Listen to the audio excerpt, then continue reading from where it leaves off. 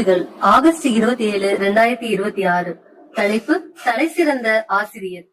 வசனம்: தமக்கு ஞானத்தை கற்றுக் கொடுக்கவும் தமக்கு விவேகத்தின் வழியை அறிவிக்கவும் அவர் யாரோட ஆலோசனை பண்ணினார்?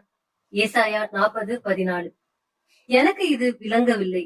என் மகள் பென்சிலை மேஜையின் மீது குத்தினாள். அவள் தன்னுடைய கணக்கு பாடத்தை செய்து கொண்டிருந்தாள். நான் வீட்டில் அவளுக்கு ஆசிரியையாகவும் தாயாகவும் செயல்பட்டேன். நாங்கள் இருவரும் புலம்பினோம். 35 ஆண்டுகளுக்கு முன்பாக படித்த பின்னங்களின் எண் இலக்கத்தை என்னால் நினைவில் கொள்ள முடியவில்லை. என்னால் அவளுக்கு அதை கற்றுக் கொடுக்க முடியவில்லை. ஆகையால் நாங்கள் இருவரும் அதை விளக்கும் ஆன்லைன் ஆசிரியரின் காணொளியை பார்த்தோம். மனிதர்களாகிய நாம் சில வேளைகளில் சிலவற்றை புரிந்து கொள்ள முடியாமல் தடுமாறுவோம். ஆனால் தேவன் அப்படியல்ல. அவர் சகலமும் அறிந்தவர். ஏசாயா கேட்கிறார், கர்த்தருடைய ஆவியை அளவிட்டு அவருக்கு ஆலோசனைக்காரனாய் இருந்து அவருக்கு போதித்தவன் யார்?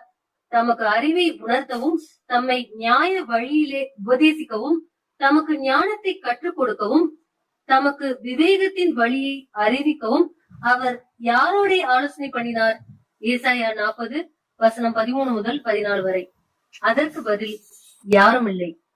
அவர் நட்சத்திரங்களின் இலக்கத்தை எண்ணி அவைகளுக்கெல்லாம் பேரிட்டு அழைக்கிறார்.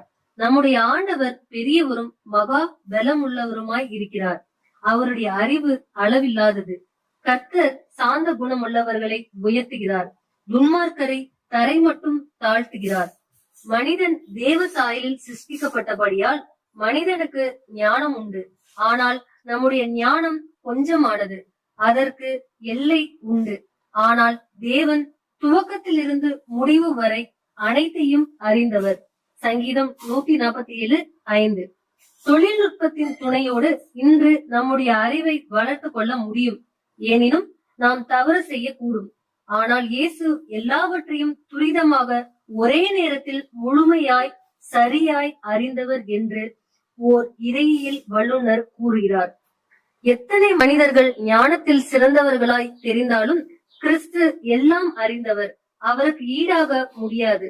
அவர் நம்மோடு இருந்து நம்முடைய புரிதலை ஆசீர்வதித்து எது சரி எது நல்லது என்று நமக்கு கற்றுத் தருவது அவசியமாய் இருக்கிறது. இயேசுவினால் எல்லாம் புரிந்து கொள்ள முடியும் என்பதை அறிந்து ஊக்கப்படுத்தப்பட வேண்டும். நாம் என்ன கற்றுக்கொள்ள வேண்டும் என்று தேவன் விரும்புகிறாரோ அதை கற்றுத்தாரும் என்று ஜெபிக்க வேண்டும். ஜெபம்: இயேசுவே, நீர் எல்லாம் அறிந்தவராய் இருப்பதால் உம்மை துதிக்கிறேன். முழு இருதயத்தோடு உம்மை நேசிக்கிறேன். ஆமேன்.